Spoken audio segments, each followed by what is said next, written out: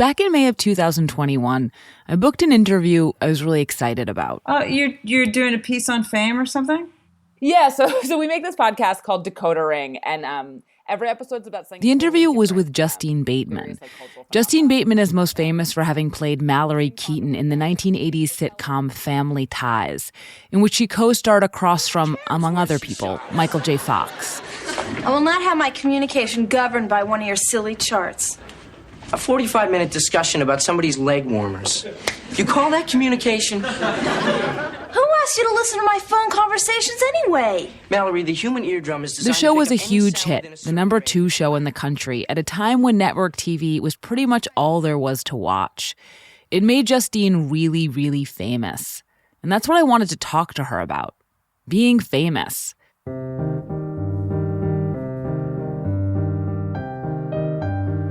We were starting to work on an episode about the psychology of fame. It was a pretty hazy idea at this point, but that's normal. Sometimes the way it works is we have an idea and I start talking to people, hoping they can help me sharpen that idea, figure out what the idea really is. And Justine seemed perfect for that. In the years since Family Ties, she's done some acting and directing. She got a degree from UCLA in computer science.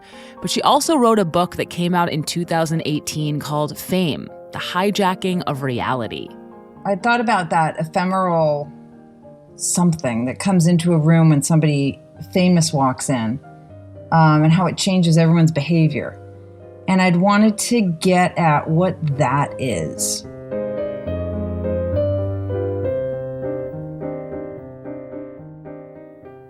The book is this vulnerable, spirited accounting of fame, and it's full of personal anecdotes, specifically focused on what it's like to have fame and lose fame, and the perspective that gave Justine into its distorting, concrete power.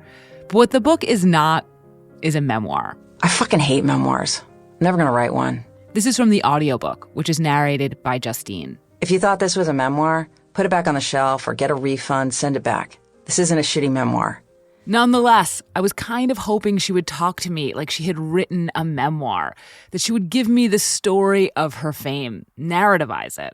I thought maybe we could ease into it. The way I would usually do this kind of interview is sort of just like kind of try to do it like chronologically. But in reading your book, it occurred to me that you maybe would not be interested in doing that.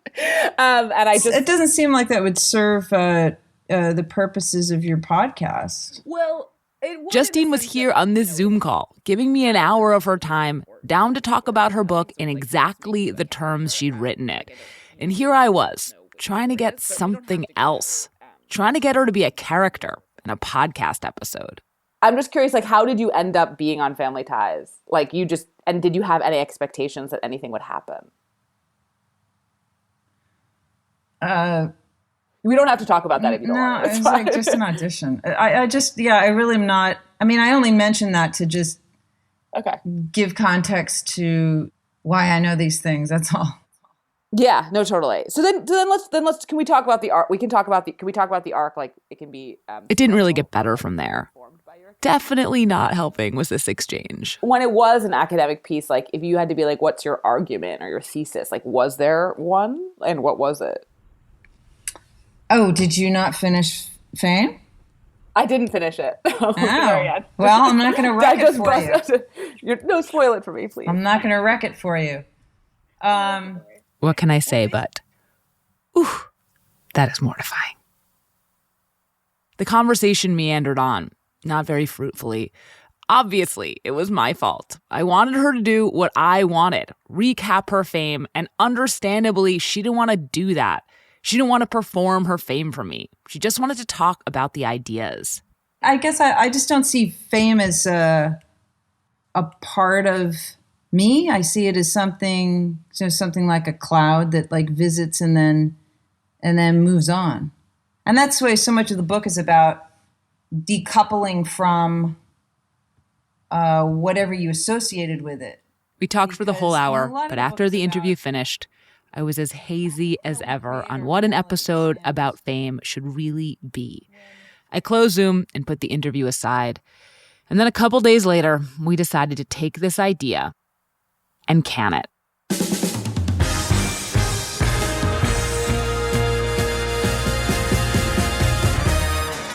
This is Decoder Ring. I'm Willa Paskin.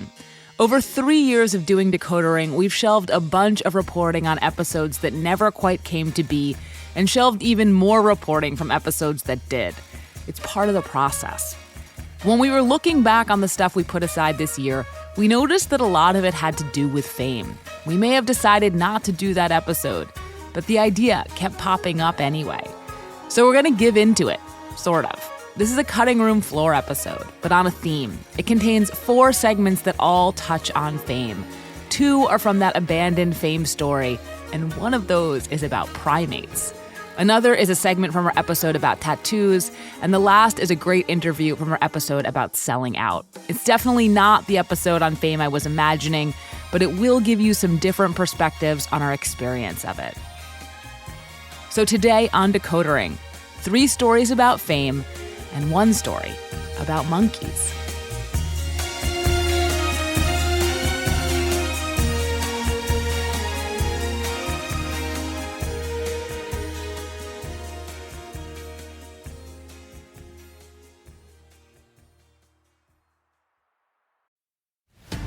The Diplomat is a new high-stakes political drama from a writer-producer of West Wing and Homeland, Deborah Kahn. This series stars Kerry Russell as a seasoned U.S. ambassador on her way to a post in Afghanistan when she is abruptly appointed as the ambassador of the United Kingdom. While handling the most coveted and decorated diplomatic role, she is navigating her own marriage to a star ambassador, Hal Weiler, played by Rufus Sewell. Watch The Diplomat now, only on Netflix.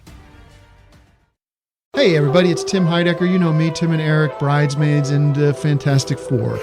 I'd like to personally invite you to listen to Office Hours Live with me and my co-hosts, DJ Doug Pound. Hello. And Vic Berger. Howdy. Every week we bring you laughs, fun, games, and lots of other surprises. It's live. We take your Zoom calls. Music. We love having fun. Excuse me?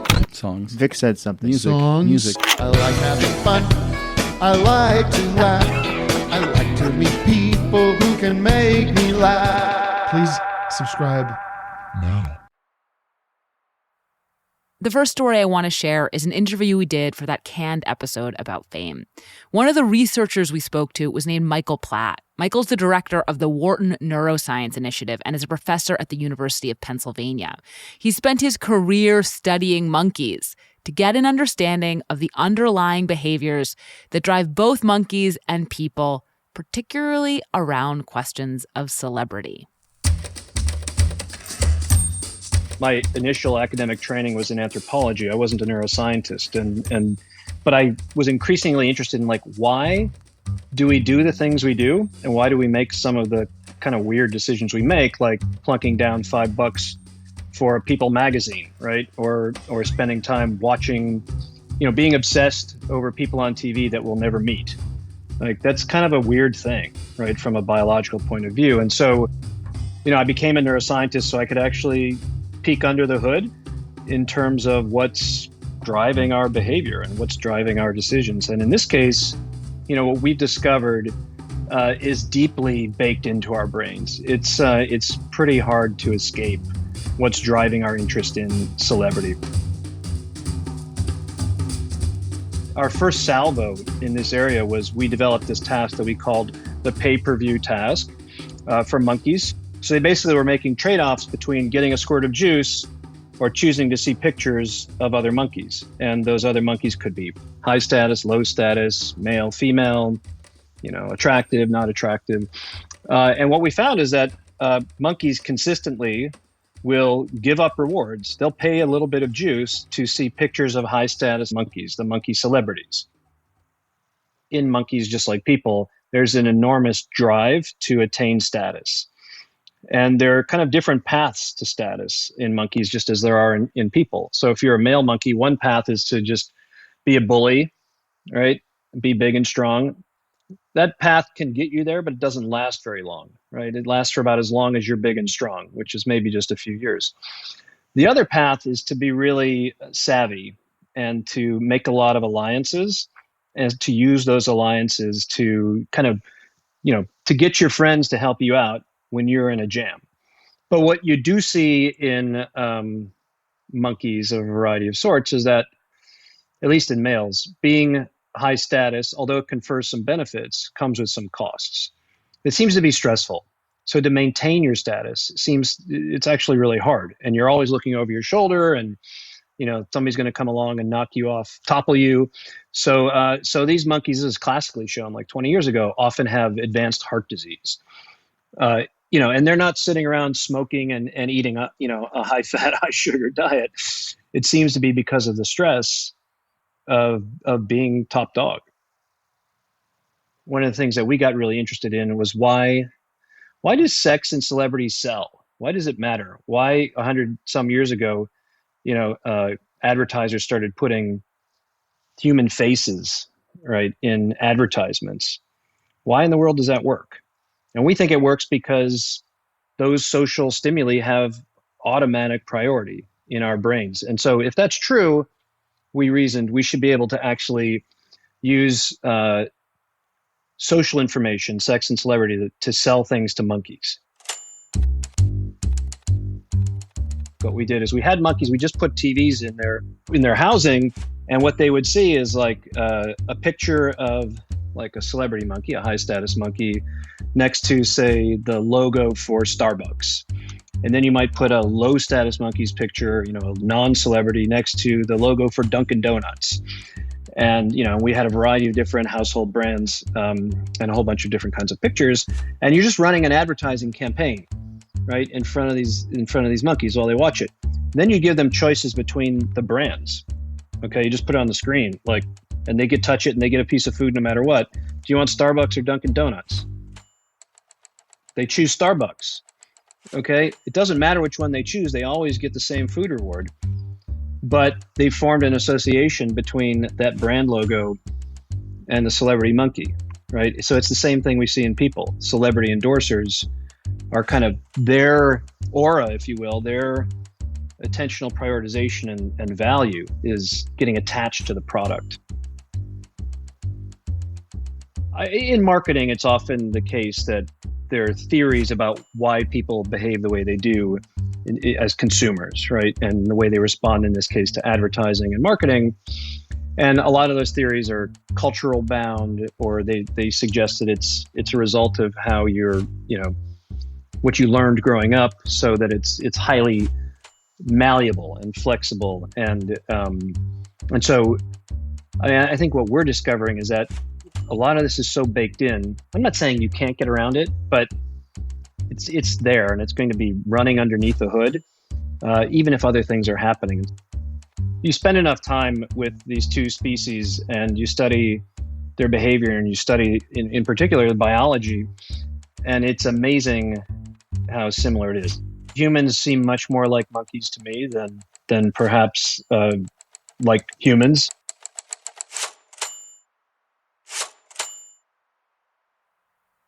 Another researcher we spoke to was Donna Rockwell. She's a clinical psychologist who specializes in fame. Early in her career, she did a research paper in which she spoke anonymously with a number of very famous people about their experiences of fame. And she now works with famous clients as a fame coach and is the co-author of Being a Celebrity, The Phenomenology of Fame. So I used to be in the media. I was one of the founding members of CNN. When I was in my early 20s, and I sort of watched fame arise around me. And I was sort of perturbed by the differences I saw that it made in people. I saw that their personalities changed. I could not understand the shift in their way of relating to the world and to people around them. I went into the study to look at, why did people change so drastically?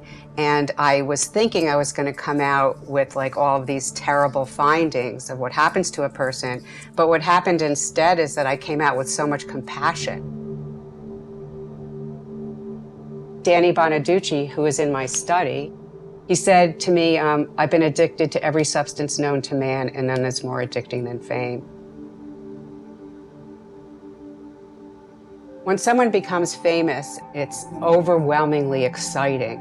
And all of a sudden you have all of this attention on you, people are loving you. So what happens after a while, though, is that it gets penetrating, it's too much.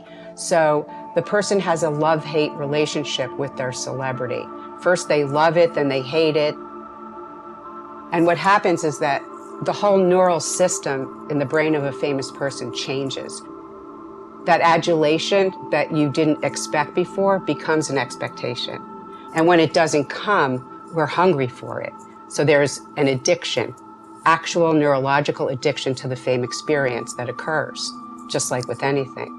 You know, I was doing an interview for my research study, and I was talking to a woman on television, and I was sitting in her dressing room, and she had all these handlers around her going crazy for 15 minutes about how perfect navy blue was for her. That was totally her color. Don't you think it's her color? I think it's her color. Oh my gosh, you are navy blue. And I was just sitting there saying, how long can you talk about a color? There's just so much like a sponge sucking up all of this attention that it changes the brain. After all my research participants told me how tough it was and what fame robbed from their lives, I asked them, would you trade it back? And not one of them said yes. Everybody said they wouldn't trade it back because of the accessibility, because you're in an exclusive club now. Another finding in my study was that when someone's famous for any length of time, they create an entity. They feel like they become entitized. So there's their famous part, and then there's their authentic part. So there really is a sort of character splitting that you and I don't really have. They have to be their famous self, or they have to be their real self. And to have to negotiate that, like the cognitive dissonance of these two selves, is very hard for anybody's mental health. One of the people in my study is a well-known around the world R&B superstar. She's an older woman now.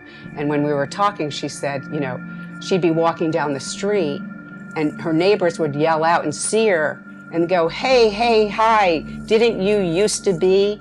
And then say her name. And it's really crushing, you know? And it's a terrible thing because how you can never get away from being a has-been. You can never cure that unless you're not a has-been anymore. But fame is fleeting. So every single famous person has to become a has-been at some point in time. How do we prepare them for that? And that's sort of what I think my job is to keep people steady as a fame coach. I think people feel famous now as a result of how many clicks and likes they have versus recognition walking down the street. Maybe that's the modern day recognition, is clicks. No matter what platform you're on, whether it's movies or radio or podcasts, it's all just fodder for the ego to grow and grow and grow and become even bigger than the person's authentic self. The internet is always right there buzzing around on your device, and your fan base is sitting right there. You don't have to go out to find them anymore. So I do think it is more insidious, and I think it's less escapable because there is nowhere to hide. The more eyeballs and clicks we get, the more addicted we do become.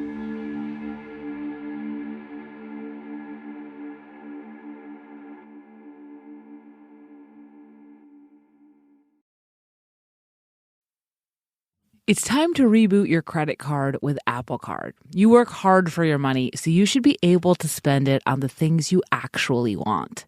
With Apple Card, you can kiss fees goodbye. There aren't and never will be any annual foreign transaction late or over the limit fees, not even hidden ones. Apply now in the Wallet app on iPhone and start using it right away. Subject to credit approval. Late or missed payments will result in additional interest accumulating toward your balance. Variable APRs for Apple Card range from 15.49% to 26.49% based on credit worthiness. Rates as of March 1st, 2023. So now we're going to switch things up a bit. Our next story about fame is not set in the present. It's about a type of famous person who first appeared in the late 19th century, the tattooed lady. Benjamin Frisch, Decoder Ring's producer, learned about her for our episode about tattoos. If you lived in New York City in the 1880s and you wanted to get up to some trouble, you'd head straight for the Bowery. The Bowery was the debauched entertainment hub of the entire city. There, sailors would descend on saloons that had in-house tattooists, ready to ink ships, anchors, hearts, and stars on arms and chests for just a few quarters. The Bowery was also home to dime museums, a combination of circus, curiosity museum, and freak show, run by the likes of P.T. Barnum. In the 1880s, the tattooists and the dime museums combined to create a buzzy new spectacle, the tattooed person. Not just a person with tattoos, but a person who was so completely tattooed they could be a sideshow spectacle. And among the most successful of these performers were tattooed women, who became minor celebrities in their own right. They had anchors, hearts, ships, busts of presidents, battles. A lot of them had their names tattooed on their chests, which I think is really funny. Amelia Clem Ostrud is a librarian and the author of The Tattooed Lady, a History. One of the very first tattooed women was Nora Hildebrandt. If you went to see Nora at one of the Bowery's dime museums, you'd pay 10 cents and walk into a room where she'd be standing on a platform. It would have been fairly shocking.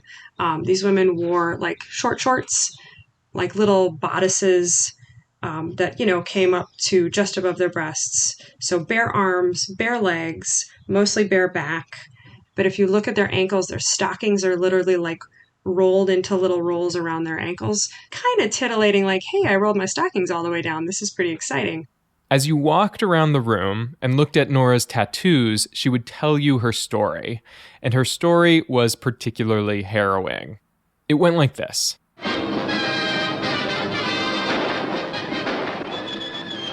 Nora and her father were traveling through the American West when they were captured. They encounter Sitting Bull and his guys. At this time, Sitting Bull was famous for his involvement in the Battle of Little Bighorn and resisting the U.S. government's encroachment on the West. Sitting Bull apparently wants a tattoo once he learns that the father is a tattooist. But one of Sitting Bull's men says, wait, how do we know that's safe? What if this guy, this tattooist, tries to poison you? We need to do a test. So the test is they tie Nora to a tree, they force the father to tattoo her for 365 days. After a full year of this, he finally decides he can't go on. He breaks his needles, they kill him. Nora is blind from the pain. Suddenly, the cavalry arrives and rescues the now blind Nora. Where she is then given $50 by circus owner Adam Forepaugh, sent back to New York. She regains her vision and she goes on to fame and fortune as a tattooed lady.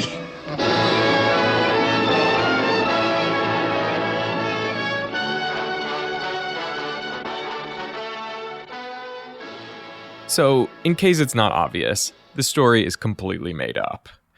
We know that Nora was born in London, and then came to New York and spent time working as a maid before eventually emerging as a tattooed lady. But this kind of yarn, this outlandish story, would have been common. These stories are called captivity narratives, and they have a long history, going back to the beginnings of colonization. They are typically outright racist towards indigenous people, but in the 1880s, they were all over the newspapers and in popular fiction. These stories gave performers like Nora a personal brand and a professional identity, even if audiences would have recognized them for what they were. I don't really think that most people believed that she, in fact, was tattooed by Sitting Bull. You know what I mean? It's entertainment. For a performer like Nora, the captivity narrative served double duty. It was a way to hook the audience with an over-the-top dramatic story, but it also gave her an excuse for her tattoos. The story meant that Nora didn't want to be tattooed like this. She just happened to have acquired them in circumstances totally outside of her control. The captivity narrative allowed Nora to keep her dignity, and her tattoos too. And it worked. Nora did well, even if she and other tattooed ladies might have exaggerated their worth. If you look at newspaper articles and pamphlets that say, oh, they're making $300 a week. No, they weren't really. That's an insane amount of money for someone to make a week as a performer in the 19th century. But all indication is that they made very good livings. Nora would eventually have her common law husband, who'd done her tattoos specifically so she could be a tattooed lady, committed to an institution. She was so famous by then that her second husband then took her last name. They would perform together as a tattooed couple, traveling with Barnum and Bailey and working at many well-known New York dime museums while living in Brooklyn, until she died of pneumonia in her mid-30s. She was 100% a trendsetter. They created this act for women, like this spot in the act for women that hadn't existed. Eventually, the dime museums were displaced by other entertainments like vaudeville and the movie theater. But the tattooed lady persisted throughout the 20th century, in the sideshow and in popular culture. The song Lydia, the Tattooed Lady from 1939 was one of Groucho Marx's signature songs and would be covered continuously over the 20th century. So Lydia, oh Lydia, that encyclopedia, oh Lydia, the queen of tattoo. On her back is the Battle of Waterloo, beside it the wreck of the Hesperus too. Tattooed women as sideshow acts persisted in the real world too. The last tattooed lady retired from the sideshow in 1995. Which is a very, very long time. Most of them were fairly elderly into the 1970s and 1980s and were working as tattooed ladies, as old tattooed ladies, as older women, because this is what they'd done, and this is what they'd done through their lives. For a dime you can see Kankakee or Paris or Washington crossing the Delaware. La, la, la, da, da, da.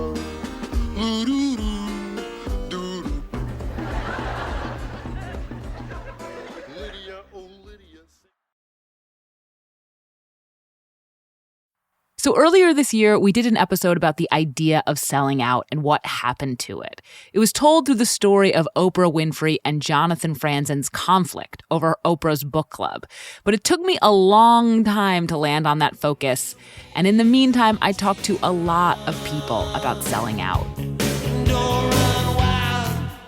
The musician Dan Zanes was one of them. In the early 1980s, he was in a band called the Del Fuegos. As you'll hear, the story he relayed to me is connected to the idea of selling out.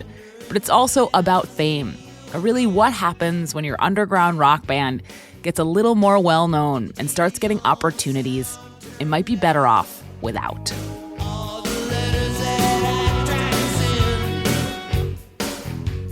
My name's Dan Zanes. I'm a musician and grew up in New Hampshire till I left home to go to 1 year of college and start a rock band. Started a group called the Del Fuegos on the first day of school and really could have dropped out on the second day. We stayed through the year and then we went to Boston. And so we kind of fit more into that, I guess, punk mold just because it just sounded so raggedy. But our hearts were really in sort of 50s and 60s R&B.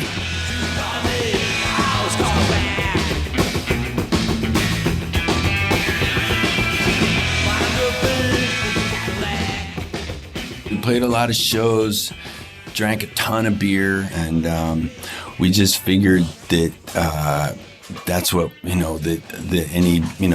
be in a band, you play shows. You just play as much as you can. You just play, try and write songs, and we started getting a lot of great press. And then we signed with Slash, and so we're the first East Coast band to sign with this, they were the hippest label by far at that moment in time.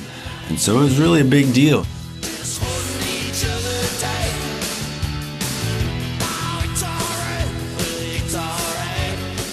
And I think everybody had some kind of ridiculous job, so it wasn't that you needed to make, it wasn't about making a living. It was really just that, anytime you got to play for people was just an absolute blessing.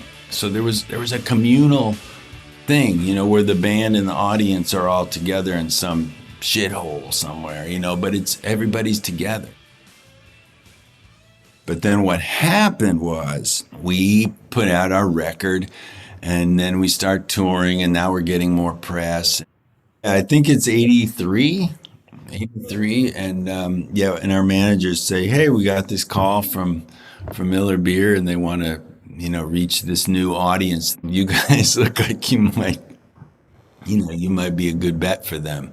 And this sort of American roots rock scene. Our mindset was twofold. One is we've been advertising this stuff all along. We'd been advertising beer since day one. There was always several beers on the amps on the stage. It was just a part of our life. And the second was, this is just part of rock. This is just part of rock and soul history. Let's talk it over, have a Coca-Cola. Like you think back to Ray Charles and Aretha Franklin doing Coke, Rolling Stones do Rice Krispies, Elvis did donuts, Get up in the morning to the pop that says it's rice. Hear them talking Rice Krispies. We knew all this stuff. We had the historical context.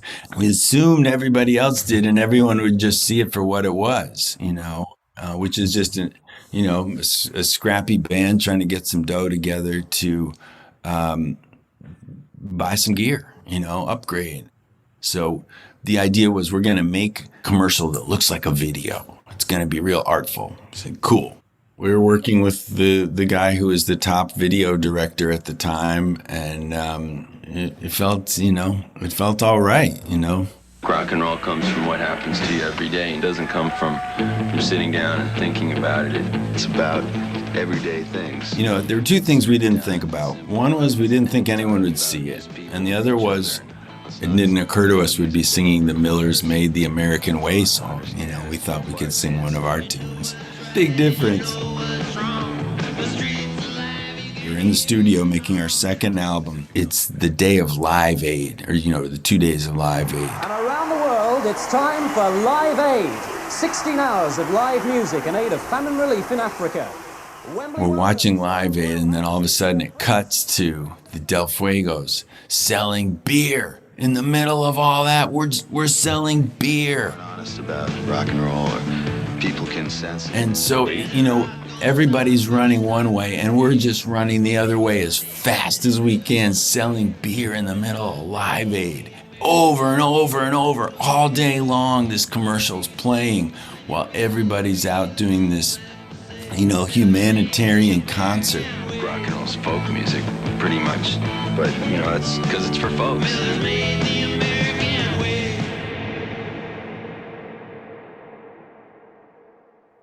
It felt like it was instantaneous. It felt like our lives changed that day.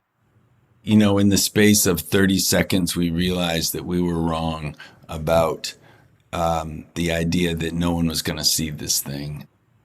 All the good press that we had pretty much stopped that day. The shift couldn't have been more radical. And not only that, but we started seeing musicians weighing in. Whether they mentioned us or not, they would say things like, well, we'll never do a Miller beer commercial. It became such a big conversation. I remember reading an interview with Tom Petty, and Tom Petty's talking about it, and he's saying, well, he said, I don't understand why Eric Clapton needs to do a Michelob commercial. He's got plenty of money. But I can see why the Del Fuegos would do a Miller beer commercial, because they needed money. People that really have better things to do are being asked about this stuff. It felt like it was such a conversation. Would you do it or wouldn't you do it? Let's talk about your beer commercial that you did. How did you get hooked into that? Well, let's just say it was being in the right place at the right time, but the time now, I think, is the time to forget that it ever happened. Really? I think even though we thought it was a tasteful commercial, one thing that we didn't realize is that something like that tends to follow you around a little bit longer than you expect, and I still, I don't think... But the other thing that happened was, out in the Midwest, people didn't care, man. They saw the commercial, they saw the band, they're like, oh, this looks cool, let's go to the show. So a lot more people are coming to the show at that point, and we sold a lot of records, so we had a great year. But the stuff that we cared about, which is how our peers felt about us and how critics felt about us, that stuff, there was a radical shift there. That really did hurt, because these were our peers, and we just thought, man, if anyone could understand, it would be our peers. And I get it too, I get it. I don't want to say anybody was wrong to, pile on us the way they, it felt like they did. This is how it felt. I was like a sensitive alcoholic at the time, a sensitive active alcoholic. So, everything hurts. So it became a little more isolated, you know. I vividly remember driving through the desert, going to play someplace outside Las Vegas. And it's, you know, completely flat. Driving to the gig, it's nighttime. You see stars, and then you see something in the distance. You can't figure out what it is. Is it a building? Is it a silo? What is it? And you get closer, and you see then there's a club underneath it, and you get there, and it's a huge, probably 4-story inflatable Miller bottle outside the venue, you know, like a beacon in the night.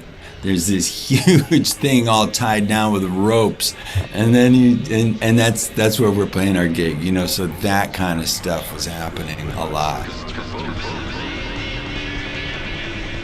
At every show, the Miller rep will show up, you know, wearing his Miller sweater, ask us if we'll sing the Miller song during the show, and we say no, it's not part of the deal. And I remember we were playing a show, and a guy from a bigger rock band that we had known, you know, from the beginning came back into the dressing room. And we said, "Hey, man, you want a beer?" And he goes over to the cooler, and he opens it up. And he goes, "Oh, no, I don't drink Miller." I was like, "Oh, man, come on." And, you know, it's like, it was a tremendous experience as far as growing and being able to develop some compassion for the choices people make in life. But yeah, it was a drag. And then the third record came out, and it just, you know, it was just kind of, things were sort of winding down at that point. I think it changed the arc of the band, but I think if we hadn't done the commercial, maybe I wouldn't be alive today. I'm grateful that we didn't sell another record. We didn't sell another ticket. I didn't make another dollar, you know, because everything I had, just speaking for myself, wasn't going into, you know, anything wholesome and healthy. That's for sure, you know. So I just kind of burned out by the end of the 80s and stepped back. And my daughter was born in 1994. And I started trying to make all ages music, which to me could be music that was a shared experience with my daughter and myself. Sing, sing, come on, sing. House party song. House party song. Honestly, it felt like I had this rare experience of being able to recapture what had made rock and roll so exciting for me when I was playing for families. That people were coming out together, dancing. Creatively, it was wide open what we could do. It's so unusual to have a second chapter, a second opportunity. I felt like I was a useful member of society for the first time in my life, playing this family music. He has been performing children's music for over 15 years. As a Grammy Award-winning musician, composer, and uniting force, his music spans multiple genres and cultures. Please welcome Dan Zanes.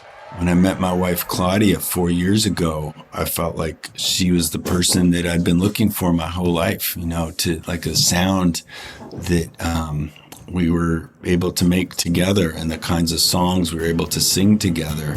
Where there's a rumble on the track. Night train 57. Smoke is pouring from the stack. Night train 57. So I have a third chapter. How unbelievable is that? Nobody gets a third chapter. And the stars. Where the night sky is clear. Night train 57. This is Decoder Ring. I'm Willa Paskin. This episode was written and produced by Willa Paskin and Benjamin Frisch. Thanks to June Thomas. We'll see you next week. 57 to the moon and the stars.